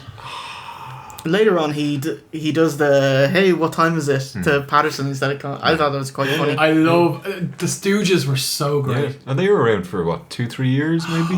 Good while, yeah. And they were always entertaining, yeah. When Austin is pinning, Briscoe is going to do the fall, and he counts one, and then he checks the shoulders, and is like, nah, it's up. It's quite funny. It's really great shit. I love that type of playing up on fucking wrestling tropes and stuff like that. It's awesome. Awesome stuff. Earl Hebner runs out, but Taker only gets 2 count. Austin reverses Kane's attempt at a tombstone, hits a stunner for the win. Then Austin goes mental, stunners Briscoe, boss man, which is after an absolutely woeful kick by Vinnie Jones. Then Austin and Vinnie celebrate with beer, but big cunt face, Vinnie doesn't even drink it. The end. Oh, Japanese Stella Artois. Bat my fucking bird. What was the reason for this match? I mean, why, JR... I know he's a pro and, fair play to him, but He's going crazy because Austin won. Yeah, what did he win? Well, he just won the main event of the first ever Fatal 4-Way on Skybox. It's gone down in history. Mm-hmm. You know? Everyone will remember it. Austin stunners Kane gets the pin. Where's Vinnie Jones for the finish? Aren't you supposed to come back out and we'll do his thing, no? You count the fall, no? I'll come out and I won't have a beer with Austin. Should have kicked the shit out of him. The cheek of him. He could be teetotal. If you're not going to drink a beer with Austin, don't get booked for the fucking gimmick. Like, that's your entire gimmick. This was like Hebner's beer bash, and Austin was there as well. Yeah.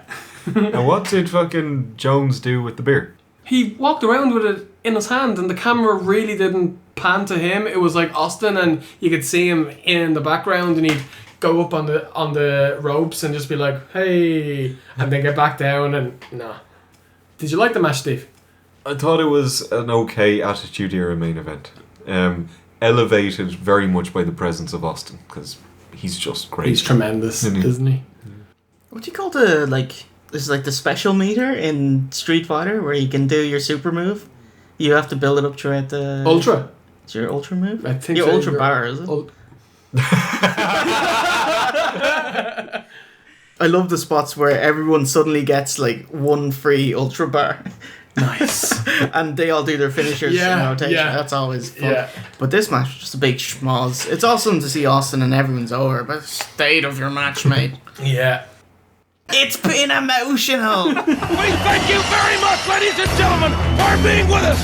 For the King, I'm Jim Ross. Good night, everybody.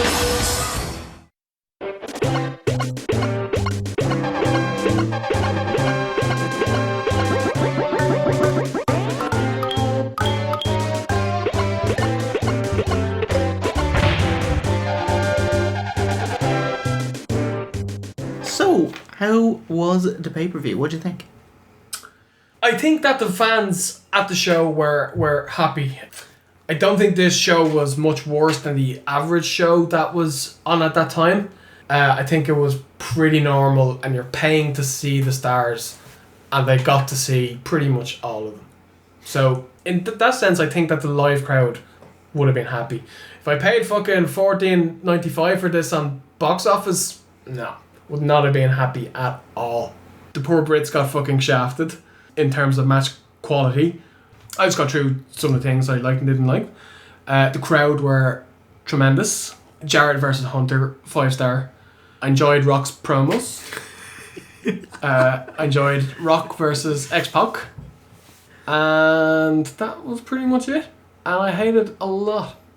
The Headbangers, LOD 2000, Vince's corporate segments were horrific. Tiger Ali Singh, Vinny Cuntface No Dreer Binking Jones, Sable, Deborah, no fucking clean wins, people who lost getting their heat back, no one getting over, just the general booking and the match quality. That's a big list of bad. But despite all that, I didn't hate this show. I still watched this in one watch, and I found it very easy to watch. Yeah, it wasn't particularly good, but it was a bit of fun. Nice to see all these wrestlers in their prime, no less. Certainly wouldn't recommend it. Yeah, I also thought it was a very easy watch. Although about halfway through it started to drag as the wrestlers were on autopilot. They're all having a nice holiday. So they're all kind of throwaway matches that they put together at the last minute. It's worth noting the greatness of the Attitude Era was the weekly show. The last thing people cared about was the work rate. It's all about characters, promos, storylines, signature moves. And, tits are always nice.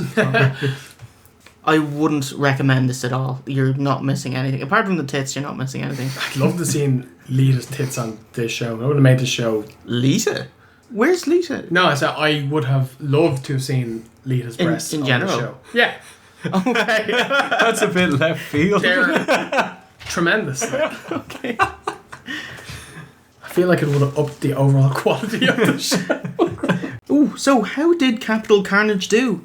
There was no official release of the number of buys this pay-per-view did, but it's believed to be about 100,000 buys and double that of their last UK pay-per-view, 97's One Night Only. So quite a rousing success. Could Yanks buy this? No, or it's UK only. 100,000 Brits bought this? Yeah. Plus the 10,000 that were there? So it was success enough for WWF to have 2 UK only pay-per-views per year from then on until 2003. And after that, instead of having pay-per-views, they'd have 2 European tours a year and tape Raw and SmackDown there instead. I definitely prefer the current way of doing it. I'd love a pay-per-view. It'd be great. You'd get this, and then you'd be furious. Not if they showed it in America. If they had SummerSlam in a proper... Like a real one, and not just, Ireland only pay-per-view, headline, Becky Lynch. It's county combat. So, you might ask, why don't WWE do a proper UK pay-per-view, considering their highest ever attendance was in the UK, Wembley Stadium, SummerSlam 92? It's the time difference. Although TV ratings don't show a difference between live and taped Raws, WWE believed that non-live pay-per-views would kill their buys, especially with internet spoilers. Do they have any proof of this, or is this just what they feel? That's their belief on it, although TV tapings say the opposite. Yeah. That it's fine. But since WWE are now a WWE network-centered company, we got your money for 6 months, you're locked in, they might consider it. Yeah. Yeah. Yep. And with that, let's take it to the Wrestling Is Here segment.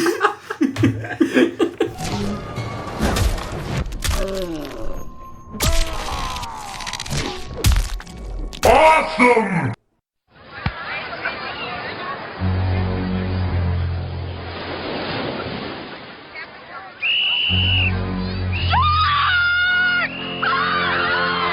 Everybody out! Out! Come on! Let's go get out of the water! Hurry up, Sam! Out of the water! Get out of the water!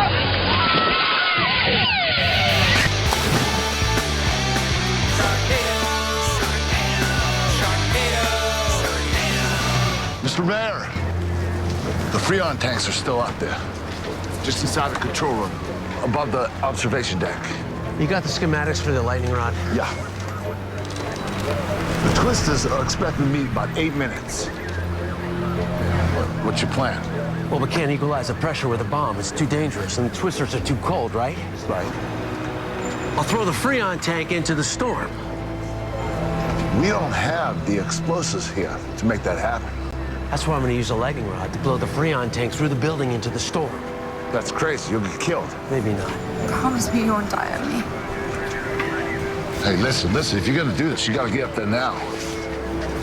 There's a lot of sharks up there still. On the ground, you better be ready. We'll take care of it.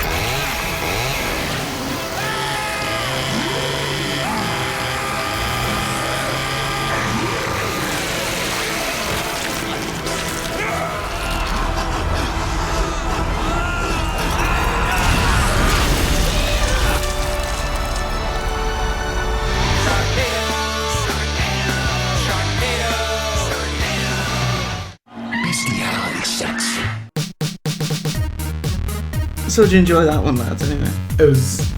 Yeah. No, it's fucking... Sorry. So that ends our Brucey bonus episode. Hope you enjoyed it. And if you didn't, send your hate mail to @Bruins217. Next up, we'll cover the first episode of ECW on Sci-Fi before finishing our ECW jaunt. Jesus, what cunt wrote that? Before finishing our ECW run with December to Dismember. So it's a goodbye from OSE and V1 and myself, Jay Hunter. And remember, a winner is you.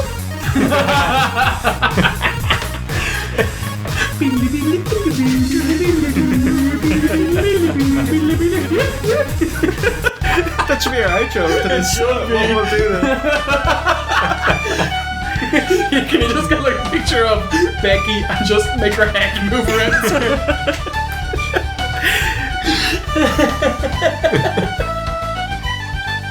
Does she watch the show? I don't know actually. Probably not. Alright. Some people. I know. I watched your show.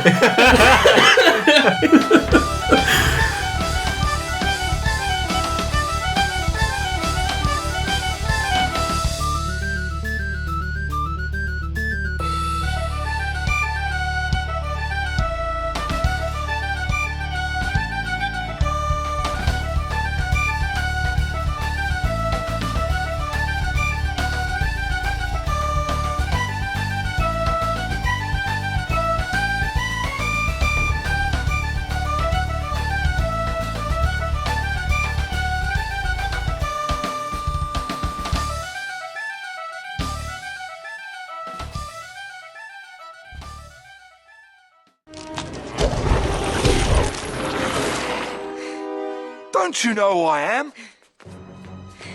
I'm the Juggernaut, bitch! We got a huge main event, courtesy of SmackDown. Oh, check this out. The Belfast brawler Finley tries to dissect the master of human dissection as he goes one-on-one with Mike Knox. A straight-ahead brawling style. Expect a huge impact right here on WWE Superstars. Well, inside the ring, these two basically have the same in-ring mentality. Punch, kick, and fight your way to a win. Well, hang on. Let's not count out Finley's world's famous catch-as-catch-can ability. Known throughout the entire world as one of the best hold-for-hold grapplers, none other than Finley. Finley and Mike Knox met several times in 2009. I remember one time Finley was slammed spine first onto the steel ring steps. Knox going right after Finley, and after that, Finley came back with the shillelagh, the infamous shillelagh. You been hit with a shillelagh? Yes, I have. Great takedown there from Finley.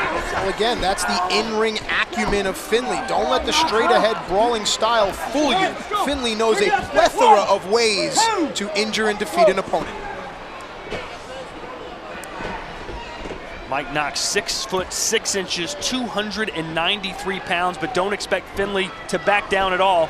A hard-nosed former United States champion. Finley enjoys getting as good as he gives. Wow.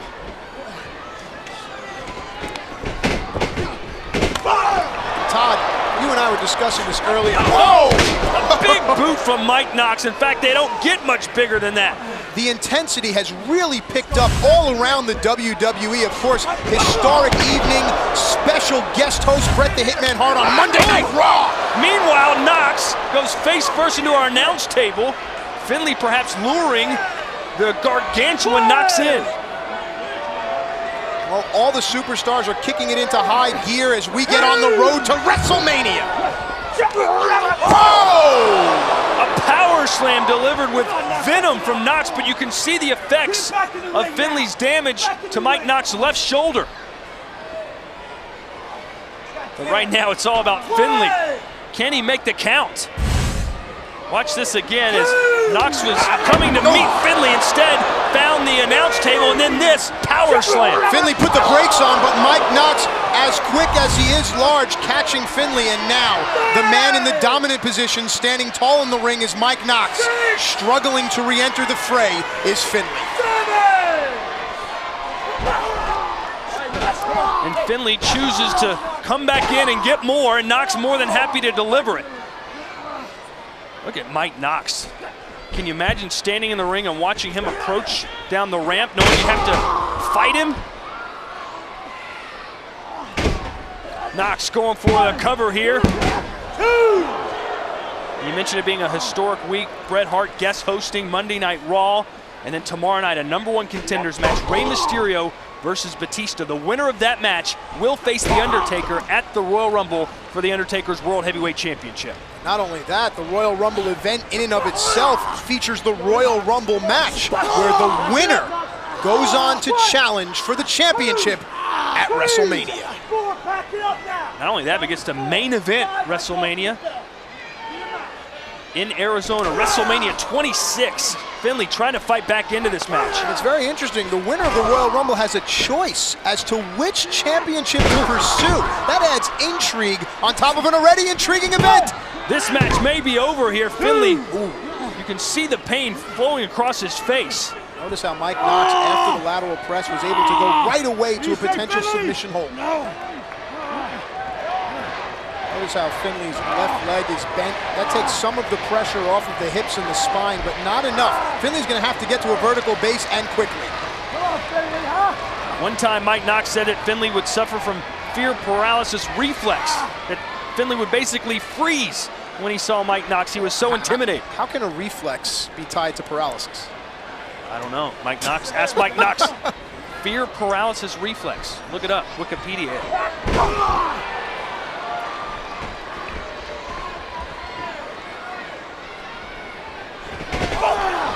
Finley doing anything he can at this point, but not many of Finley's faculties are working after the damage that Mike Knox has done. Finley from the second rope. Not a good place to be. Again, working on that back area that was originally injured on the power slam on the outside on the floor.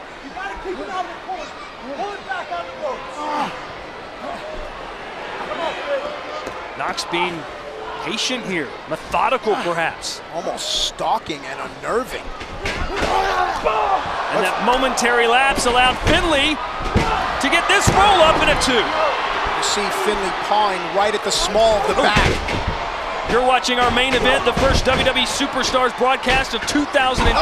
Finley versus Mike Knox, and the man who loves to fight going for the cover. Wasn't able to hook Mike Knox's leg. You can see Finley grasping his lower back.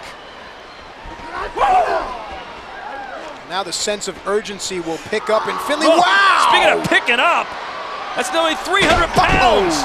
Rolling thunder from Finley. Can he parlay into a win? No.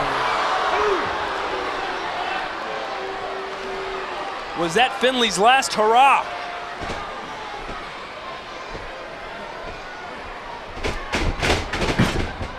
Mike Knox. Oh, flying bear! This could be it right here! What a crossbody! Oh, no! Oh, I bid on that one. I thought it was all over, Todd.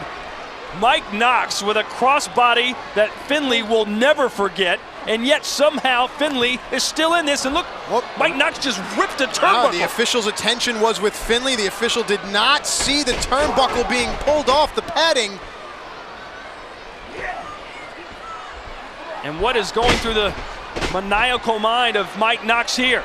Oh! Finley with the shillelagh shot. That was behind the referee's back as well, Todd. The referee was dealing with the exposed turnbuckle. Meanwhile, Finley clubbed Knox with the shillelagh, and there's your win. A shocking turn. Here is your winner, Finley. Wow. Well, Mike Knox had a dirty deed on his mind, and it backfired in a big way. You know what they say about dirty deeds? They're done dirt cheap. But regardless of the cost, chalk one up. A victory for the man who loves to fight, Finley, right here on WWE Superstars. And Finley showing you just how tough he is.